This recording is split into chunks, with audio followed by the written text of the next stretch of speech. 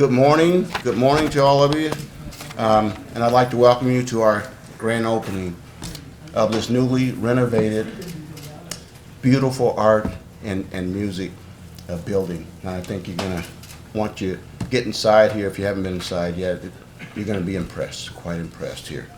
My name is John Selman. I'm the Provost and Executive Vice President here at Muskegon Community College. And I'll also be serving as the MC for this event today, which means that I have to keep things moving, if you will.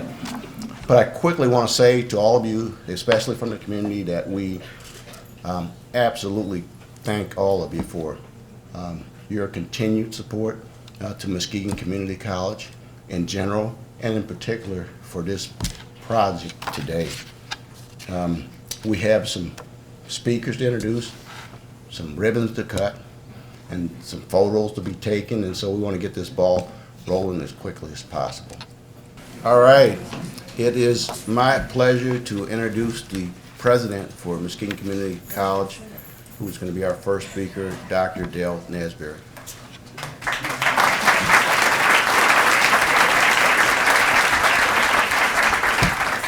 All right, good morning, folks. Oh, that was just pathetic. Let's try it again. Good morning, folks. Good morning. Oh, that's a little bit better. Well, so I have a number of individuals to recognize.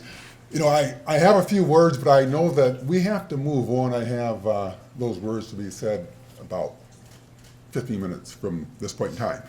But let me walk through the dignitaries who are here with us today. First of all, the MCC Board of Trustees, chaired by Trustee Diana Osborne. If you could all rise and be recognized.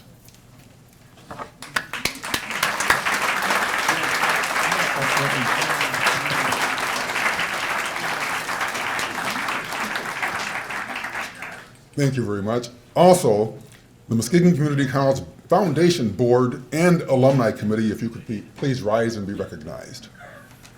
Some of the same folks.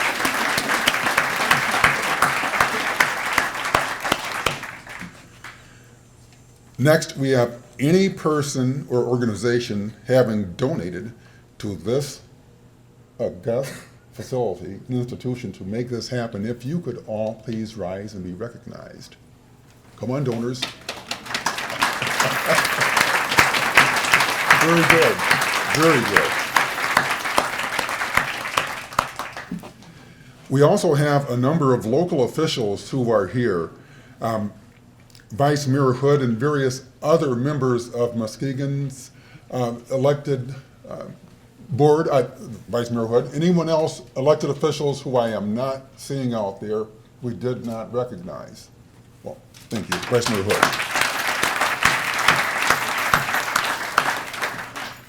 Next, any state officials who may be here, state representatives, state senators, are representatives of the governor, Poppy Hernandez. I know she's here, and I'm trying to embarrass her, and I don't think she wants to be. There she is. Poppy. Our architects and engineers for this project, they are Progressive AE, and our construction management firm is Clark Construction. And I believe they're both actually very busily working downtown in the new convention center, but I know there are representatives here. So if you could please rise and be recognized.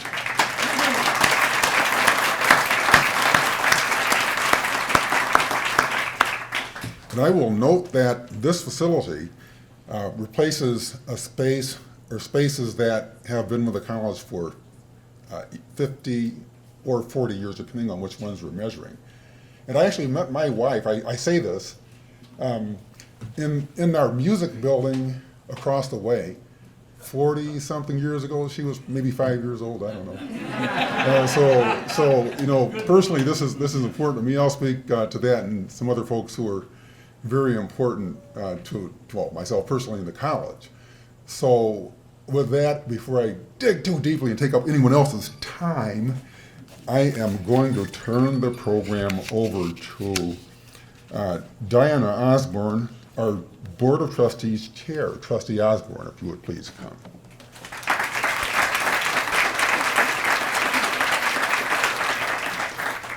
Morning, everyone. Wow, I would just like to know who was in charge of the weather today. You did a fantastic job. I am here on behalf of the Board of Trustees of Muskegon Community College to welcome you to the celebration of the grand opening of the Arts and Music Center, which seems to bring together and portray the college's past, present, and future. The Art and Music Building is the former technology building, now housed in the Sturris Technology Building downtown. And I just want to shout out that Carolyn Sturris is here with us today.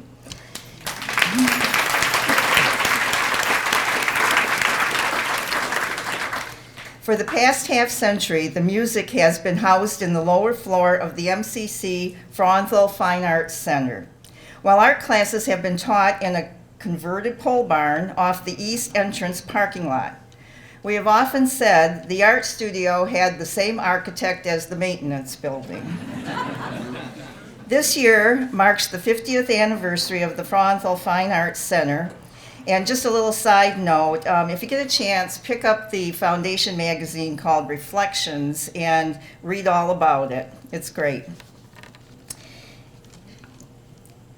In the 2010 strategic plan, the number one priority was academic foresight. Anticipate, analyze, and justify existing and new academic programs to the end goal of each program being viable, sustainable, and financially feasible. Special emphasis was given for health and wellness, core sciences, fine arts, visual arts, and unique programs. We did not just put the strategic plan on the shelf, we took action, and a few years ago, the college community was asked to make a commitment and answer a call to support. This resulted in numerous donations and the Muskegon County voters approving $23.7 million bond. This was done to build and expand the facilities of Muskegon Community College to meet our goal. This included a new science wing, the Sturris Technology Center downtown, the new Health and Wellness Center building on campus, and now the Arts and Music Center. A redo of the theater will be done in the near future, but today's grand opening is the culmination of this plan. As you were walking into the building today, you may have seen signs containing our newest promotion stating, "Of course you can." As you look around today at this fabulous facility, we are saying, of course we did. Looking at the people here today, the community supporters, staff, present, long-term supporters, and retirees and alumni, we see the college as the Eagles Hotel California. You can check out anytime you like, but you can't ever leave. Once you are a part of MCC, it remains a part of you. In closing, I have a favorite quotation which says, "I returned and saw that under the sun, that the race is not to the swift, nor the battle to the strong, neither yet bread to the wise, nor yet riches to men of understanding, nor favor to men of skill. But time and chance happen to them all." This is your time to see this great facility and our chance to thank you for your support. There is always, always, always something to be thankful for, and today it is all of you. We could not do it without you. Thanks so much. Peace.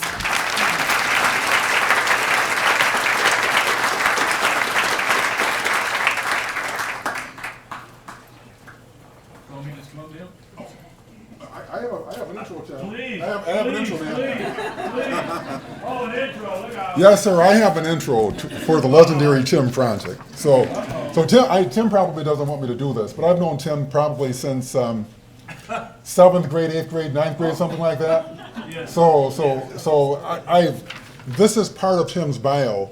If I had Tim's entire bio, it would include this, these pages, and more. So, you know what? I'm going to do something that I ordinarily don't do if we're in an event like this. I'm going to ask you to break out your cell phones and type in the name Tim Franczyk.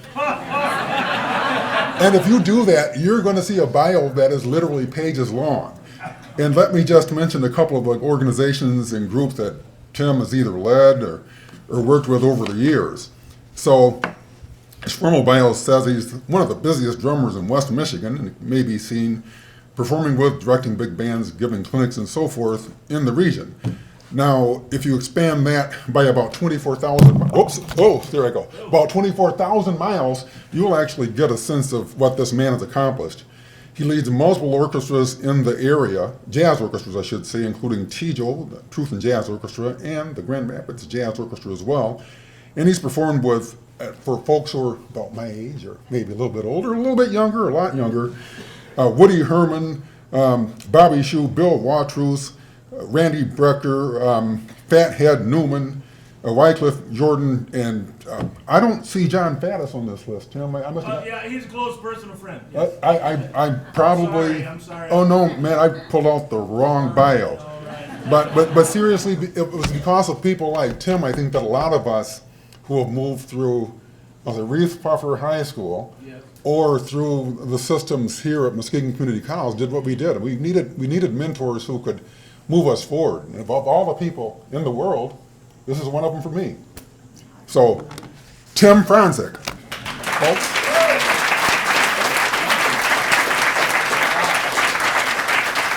Just like I wrote it. Okay. Oh my goodness.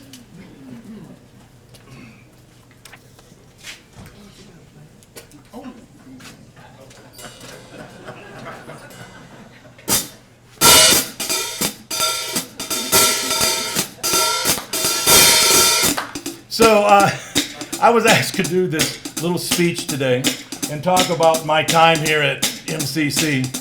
And I thought, well, you know, I need to prepare a little bit. So I went on YouTube and they said, well, you know, this is a good way to start your speech. Be yourself. And as everybody knows, I play the drums, so I can relax and just be myself. I thought I'd start out with a little hi-hat. There we go.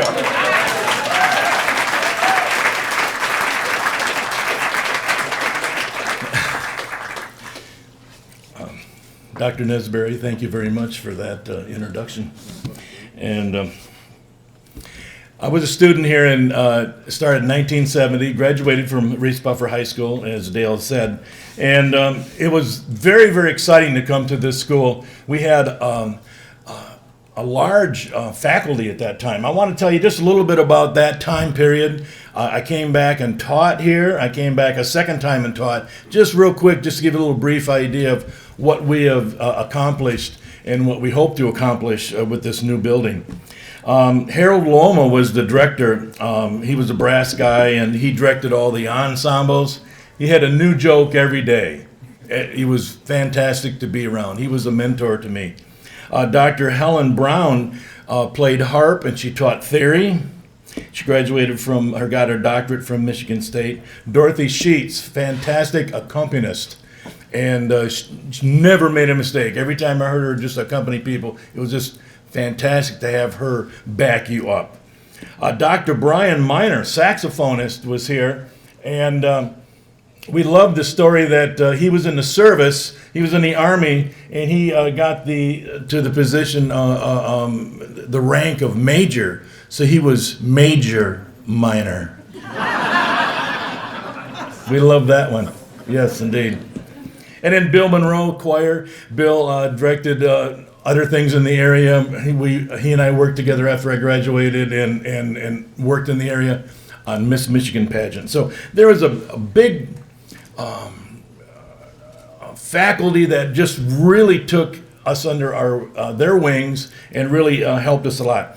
If the people remember on our old location up in the lobby, right now there's an elevator that comes down, but before you come down the steps, there's on the wall there's a blank space now, but it used to be a payphone, and that's back before anybody had cell phones. And that payphone was actually my office. And I used to get calls for gigs to go, the phone would ring and someone would answer and say, oh, just a minute, we'll go get them for you. And then they come down and find me and I come up and they would get me jobs and I would go out and perform. So the whole building itself was really kind of an important part of my beginning. We had great opportunities here. We had the Don Ellis Big Band that came in from the West Coast and performed. Our jazz band opened up for them. Irby Green, a great trombonist from New York, performed. We backed him up. We had a composer in residence for a week, Russell Peck, classical composer mainly, and spent a lot of time with him. So we had a lot of opportunities here. And there was a buzz that was happening. All the students were wanting to learn. We actually got to meet students from the area, like from other high schools. You have this competition from one high school to the next. Well, don't talk to them because they're from the other school. So when we got here, we started working together and started to figure out all the different things about music and enjoying playing together. So it was really a very happening time. The class that I was in 70, 71, Dave Colley, who a trombone, and he and I have the Truth in Jazz Orchestra now. We still work together to this time. Gene Smith, who was from Fruitport and came here.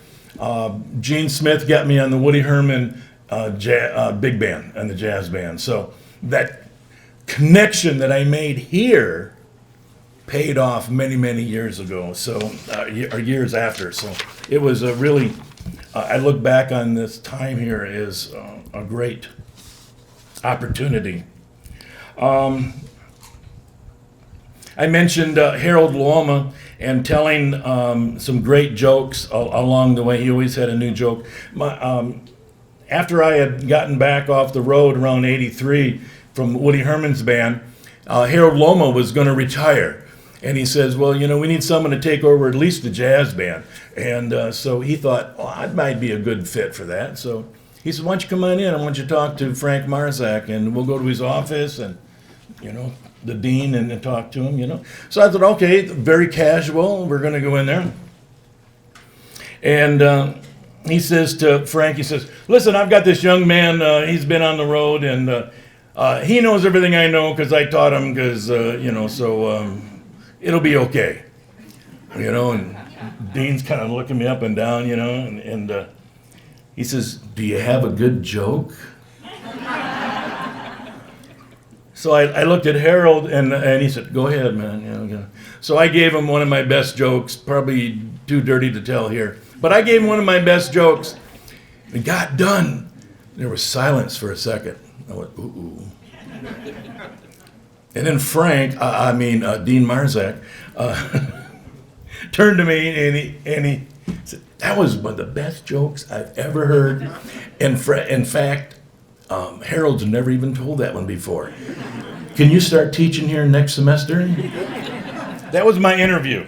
So I love those. I love those kind of interviews. So anyway, I started teaching here around 83 and directing the jazz band. I left for a while and taught around the state, different locations. Grand Rapids Community College. I was at Western Michigan for 20 years. I've been associated with Grand Valley now for 14. And then I saw something new was going to happen around here. 2011, Dan Meyer came in the area.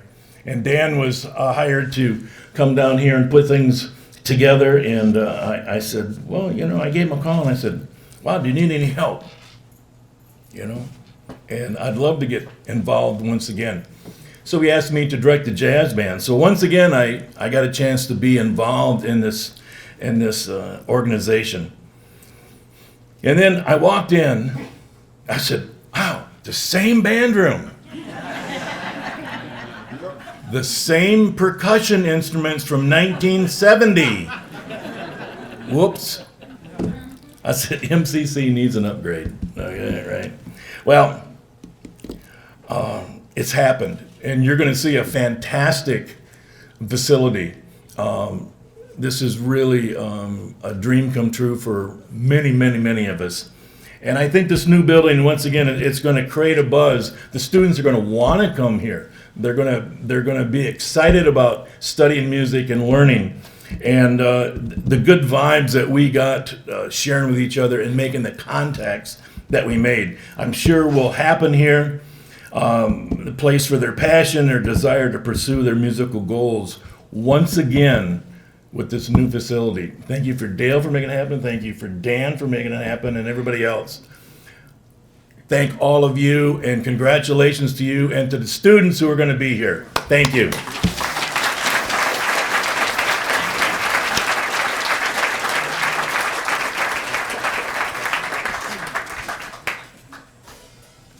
Okay. It's Ken Foster in the house. Our next speaker is going to be Ken Foster, retired MCC art faculty member.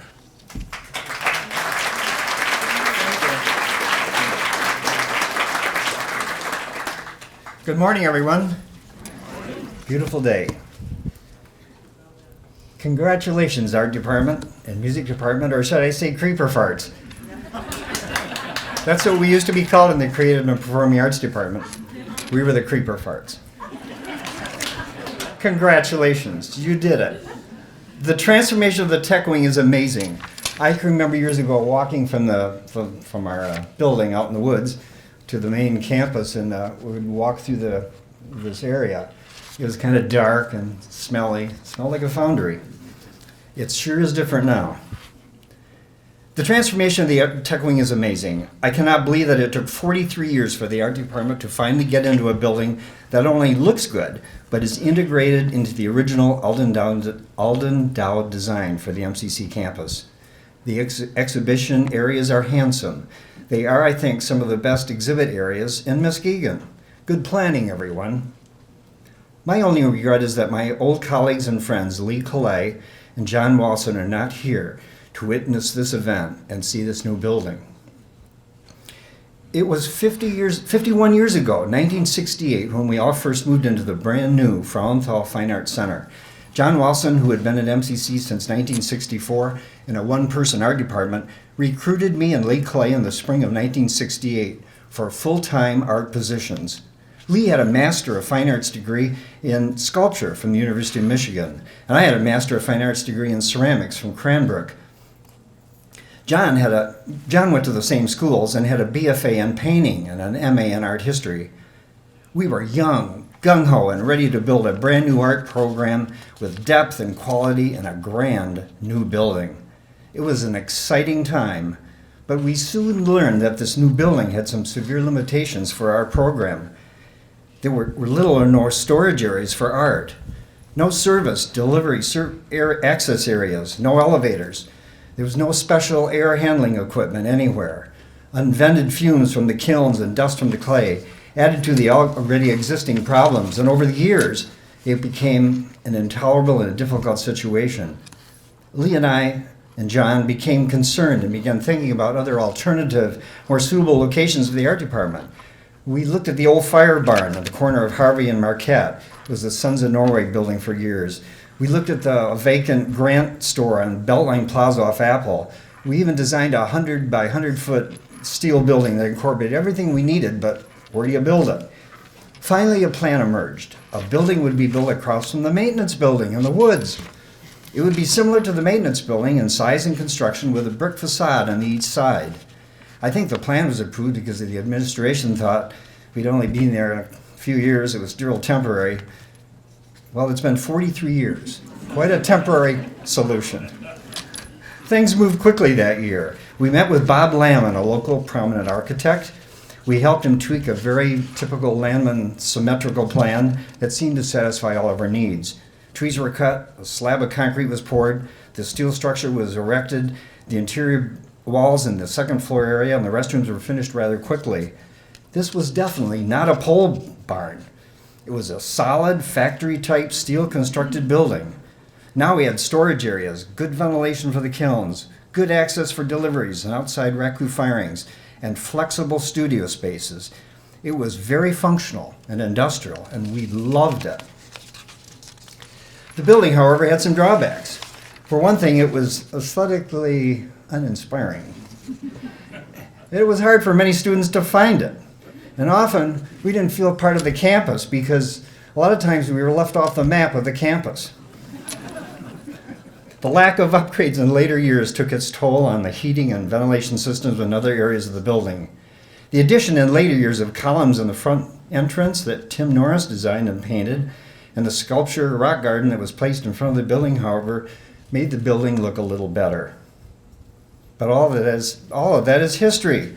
You now have a new building. Enjoy. May this new space be a place for creative and innovative exploration of learning and teaching in the fine arts for years to come.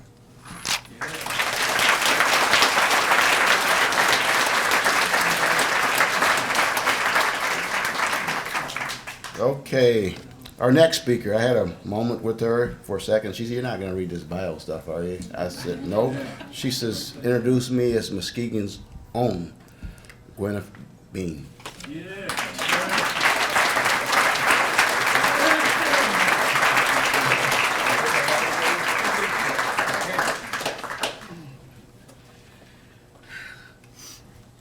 I'm much more comfortable singing than speaking, so we'll see. When Dan called me, I said, "Are you sure you want me to speak?" How honest. I'm going to be honest. I graduated from Mona Shores in 1969, and we were the first choir that went to Europe with Larry Gray. And I'd been singing since I was 4 years old, did my first solo, Jesus Loves Me, in church. So I'd always been singing my whole life, and that's all I was going to do is I'm going to sing. And my parents would go, yeah, right. And when we got back from Europe, everybody was like crying and hugging their parents, and I could have done laundry, repacked, and I knew then I wanted to travel and sing. And so my dad says, "Well, you're going to go to MCC." I says, "Well, I'll major in music." Well, I didn't know you had to take music theory, music history, and music literature. I got A's in choir, A's in voice lessons. And it was the 60s. I sang in a rock group, played cards a lot in the cafeteria, met a lot of boys.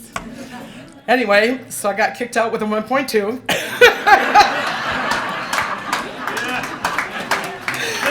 But Harold Luoma and all them, but we believe in your voice. Okay, yeah. Okay, well, long story short, I worked at Penny's. Anyway, I grew up a little bit. I went back to school to MCC in '74, serious. Had Harold Luoma, did really well, and I was taking lessons, and during one of the juries, Margaret Sherman was my teacher. She had John Wheeler, who was the conductor with West Shore Symphony, come to my jury. And so through MCC, I met, it was kind of an audition, did my first solo job with West Shore Symphony. And also that year, I was in a musical here at the college, Do Your Own Thing, Shakespeare, a musical about Shakespeare. So it was the first time I was on stage acting and dressing up in a costume, was here at MCC also. So a lot of stuff started in 74, 75. Did really well. I wasn't getting kicked out anymore. I was really serious. But I kept singing. And then I went to Indiana University. Quit to get married. Okay, brief marriage. Anyway, everybody in Muskegon had always believed in my talent, but I think I had to do things my way. I was very stubborn, and school, oh great, but I went back to, after my divorce, went back to the business college, got on the dean's list. My dad was so proud of me, getting a medical thing to fall back on, and I thought, I've got a second chance to do something with my voice. So I moved to Chicago. I gave myself 5 years, worked at, the hospital and everything, and within a year I was soloist at Orchestra Hall, and things just happened, and debuted at Chicago Lyric right out of the chorus, first chorister that debuted at Lyric. I don't know if anybody knew Dick Purcell, but he was also a singer that went on from here. I slept on his couch the first few times to get into Chicago. But so many people from Muskegon helped and believed in me. But then I went on living in Chicago, New York, sang with the Metropolitan Opera for 6 years, had sung with Luciano Pavarotti. One of the highlights was working with the late Leonard Bernstein on TV in Rome, Vienna, in his private jet. I've never been treated that well, I'm telling you. Limo to the jet. I was going, I could get into this. But anyway, I sang all over the world, for about 25 years, and But I have so much to be grateful for from Muskegon.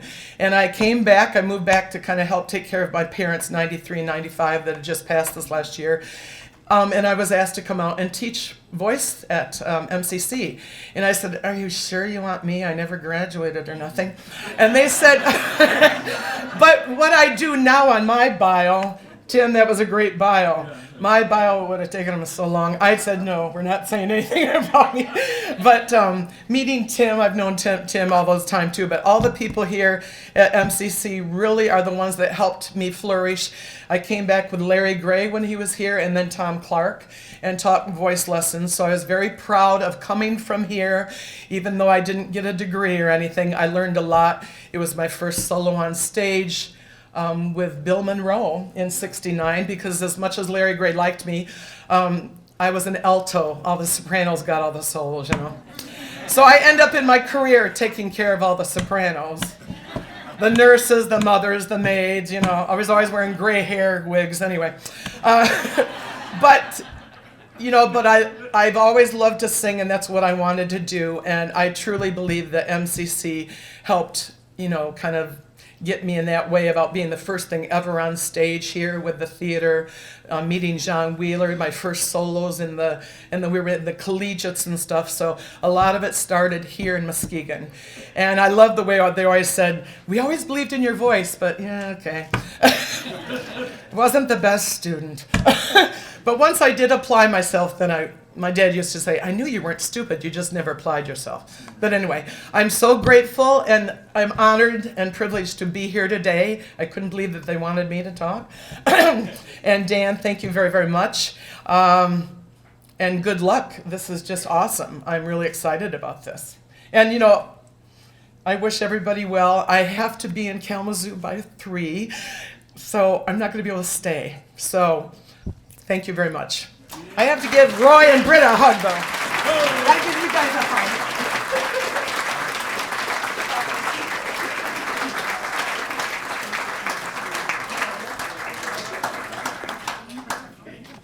Well, thank you for those comments. Our next speaker is a student from MCC, and her name is Jill Black.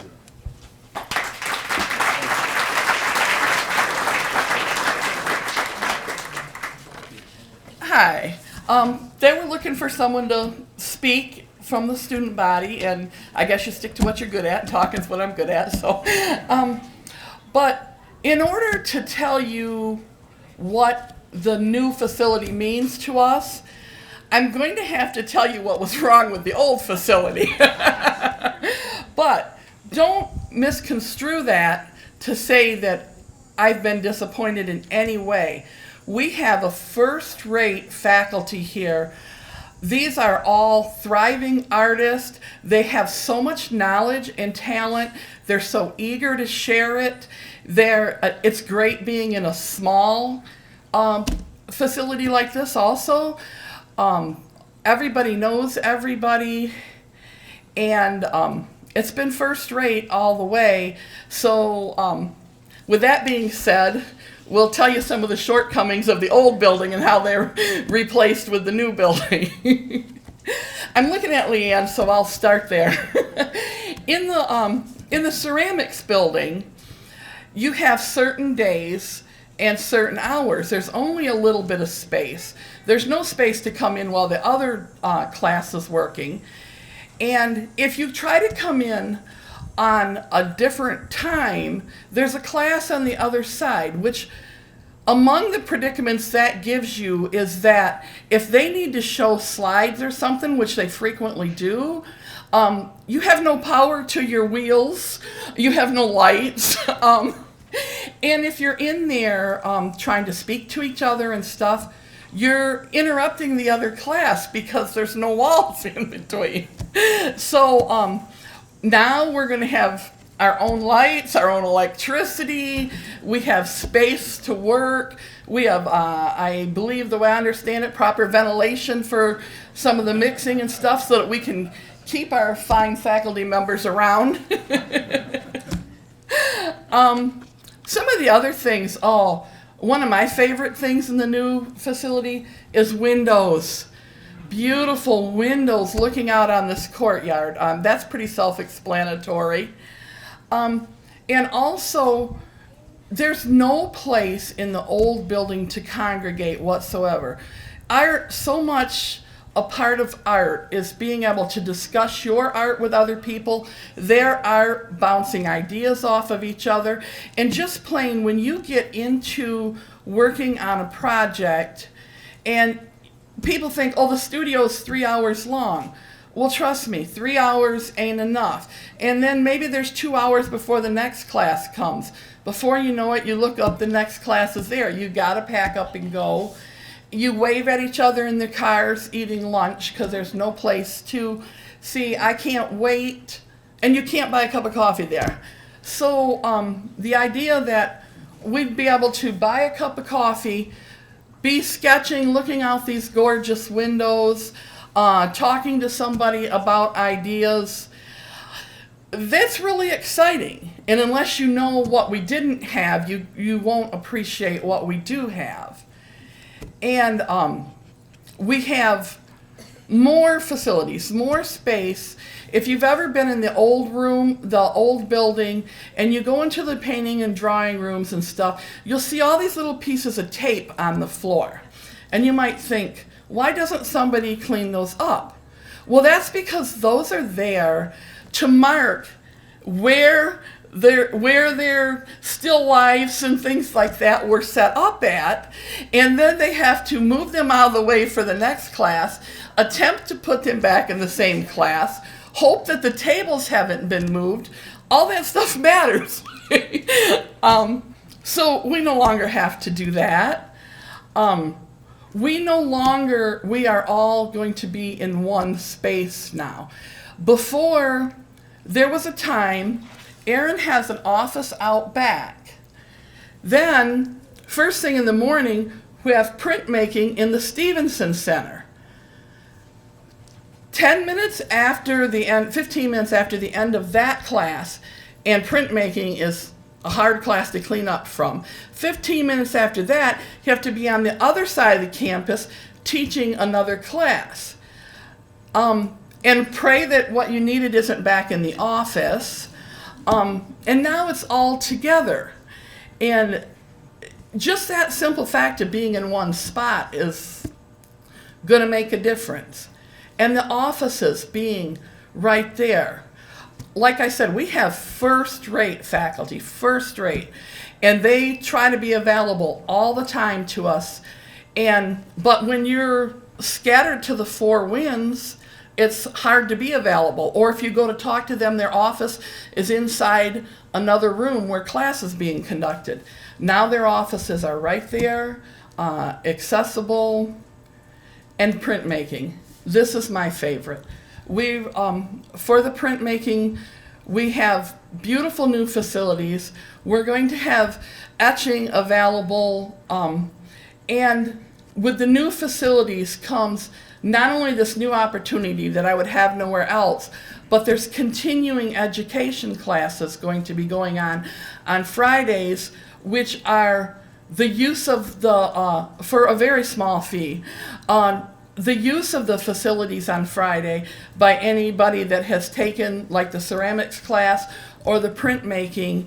And those are opportunities. There is no way that I could be even thinking about being seriously involved in printmaking and etching without this. So it was summed up the first time I got a sneak preview here. We came through with our class, and one of our classmates summed it up, and they said, we finally have facilities that are worthy of our first-rate faculty. So for everybody that was involved in making this happen, we thank you, and we won't waste it.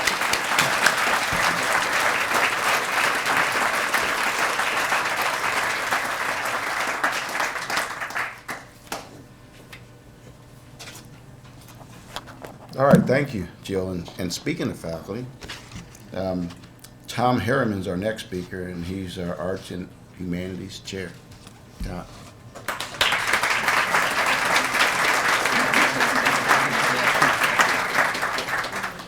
Thank you, John. Good morning.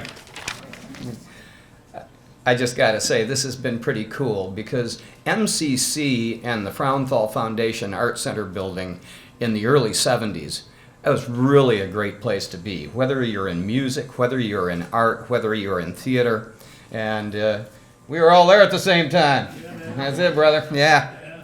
The building you're about to enter is the culmination of over 10 years of planning, design, development, and construction.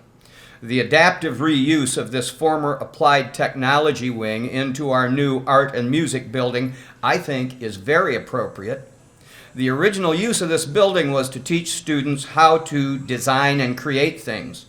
And now that building is going to be used for those same purposes. You've all heard the term STEM, right? Science, technology, engineering, mathematics. We in the arts put the STEAM in STEM. Yeah? If you're a member of the arts and, well, first of all, when this building welcomes MCC students on Monday, they're going to experience a new creative space with some of the best educational opportunities our community can offer. And I want to thank those involved, those who have given this project their support, whether you've given it by your vote, by your dollars, by your time, or by your labor. Thank you. If you're a member of the Arts and Humanities Department, please stand. Yeah, and remain standing, guys, please.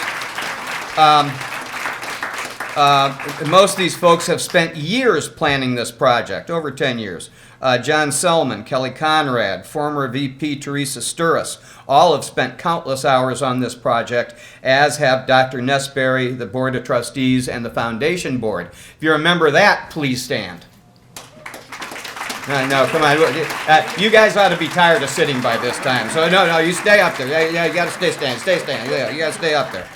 I know you're tall. Arden can see behind you. That's all right.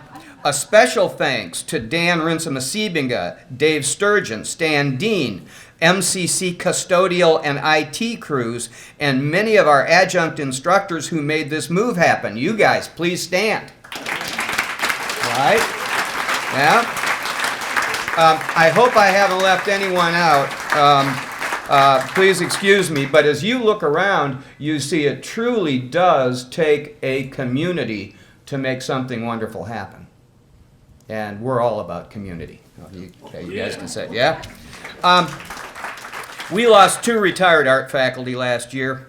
Lee Calais on December 31st, Dar's here. And 1 week later, John Walson. In their honor, we have Lee's sculpture over here on the other side of the glassed in, completely refurbished and repaired on view outside, and a painting of John's in the exhibit hall, along with sculpture by our Ken Foster. In addition, you'll see works by current faculty, alumni, and current students also in display in the exhibition hall, the studio hallway, and the music hallway. We hope you enjoy our new space, and we look forward to many more years of introducing our community to the arts and humanities. Thank you very much.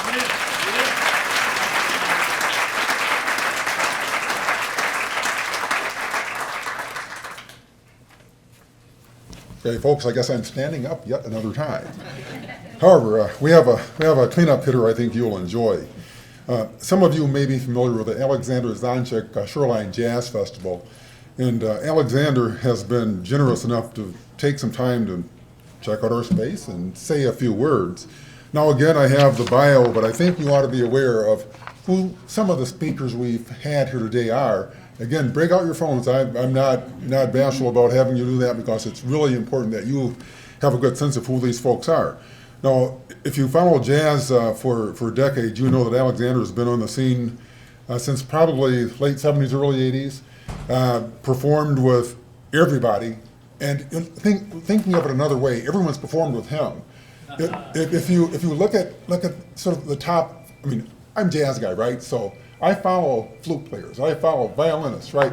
I don't follow accordions though, Alexander. I don't do it. Don't follow accordions. Sorry. Hey, maybe someday, but man, this guy has been arguably the lead flute jazz artist in the world for those decades. And had he chosen to keep the guitar going in the way actually you have, I mean, if you've ever seen him perform, you know that his guitar chops are just as strong as his flute chops, if not stronger. But just some of the names, Bob James, according to your bio, discovered you. You probably discovered Bob James the way this looks. But Bob James, Earl Klugh, Kirk Whalum, let me just flip the page and not miss many of the folks you'll find on his bio. Kenny G, Rick Braun, Rick is performing this weekend, I believe, at your festival. I didn't mention Jeff Lorber. I don't know how many CDs you have out now, how many albums, probably 14, 15, and they're all wonderful examples of what a top flight performing artist can do. So with that, I think I've taken up enough of your time. And Alexander Zonchik, please come on up.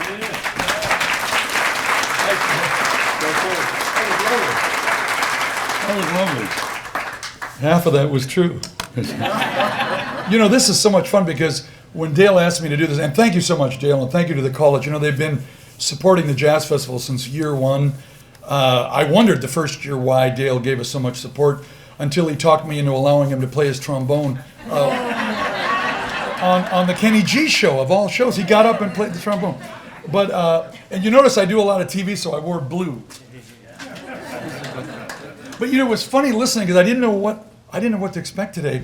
And sitting there, it was so much fun because it started to turn into a bit of an intervention. It was like everybody's up here, and if you tell a good joke, you get a job here. The president plays the trombone. He met his wife when she was 5. You got an opera singer that didn't do well, but they brought her back. And so you are real artists. I feel like I'm in my world here with this. The old. They're all like corkscrews. If you straighten them out, what good are they? I'm sure you've heard that. And so this was so much fun sitting there listening to this wonderful. You are a great group. You are artists. so thank you so much. I didn't quite understand how a 6'4" Serbian flute player from Windsor fits into this, but it was fun listening about your facility because here's the great connection. Because I didn't make notes. I figured I'm going to come here.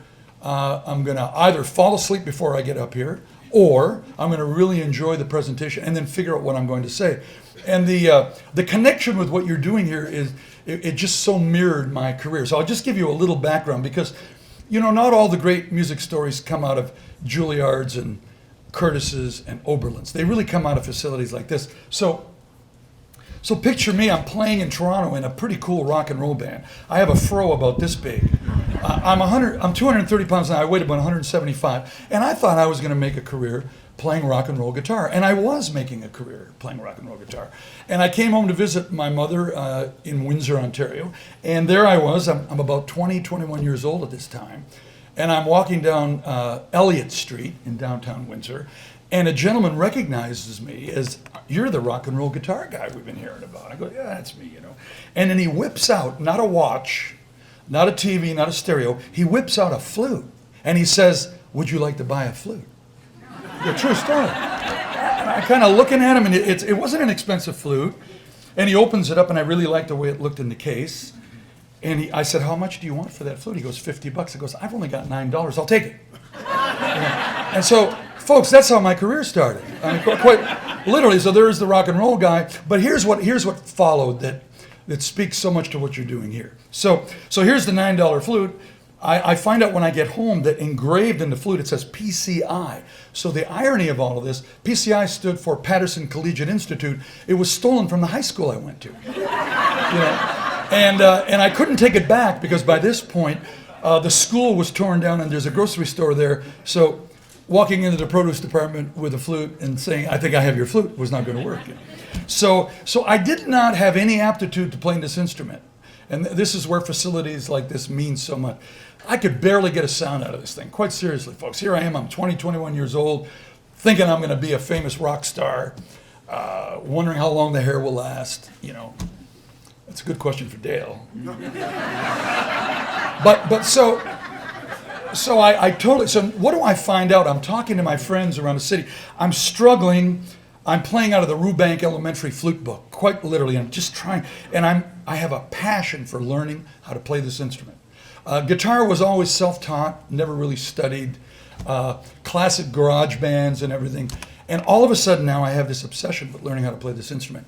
And what do I hear? I hear that the University of Windsor has a new music department. And the new music department is housed in what used to be a pool hall, the campus billiards. And this is the new School of Music at the University of Windsor. And they say, you should go down there and audition. And I said, I just bought a flute off a guy on the street for $9. I mean, the prerequisite for university classical studies must be a little more complicated than that. You know? And so I go down with the fro and the jeans and the $9 flute, and I get in there and I play a couple little things out of the Rubank Elementary book. And I don't know if they just saw the passion that I had or felt something. And these are all great teachers. James Tamburini, one of the great classical trumpet players in the world, all these wonderful. And I'm sitting there, and I'm auditioning, and they said, yeah, we'll let you in.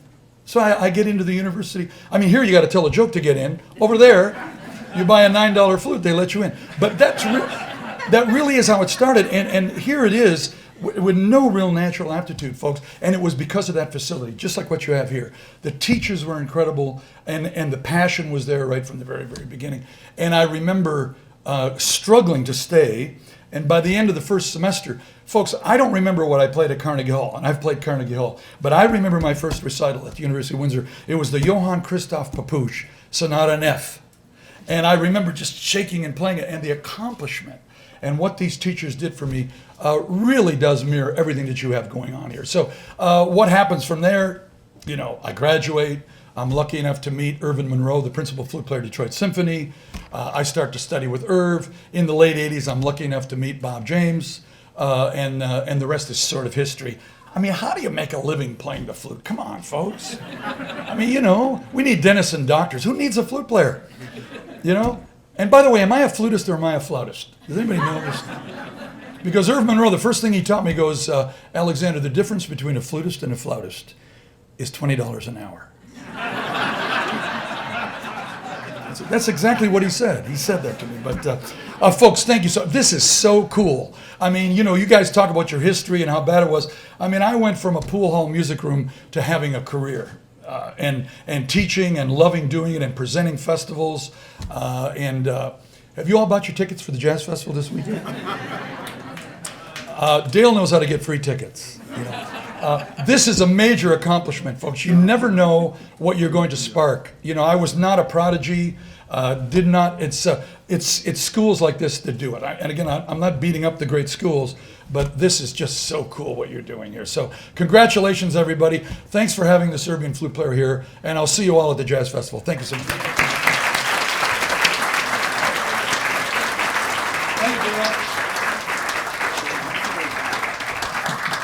Okay, thank you. Thank you to our speakers in this phase of the program. Can you join me in giving them another round of applause, please?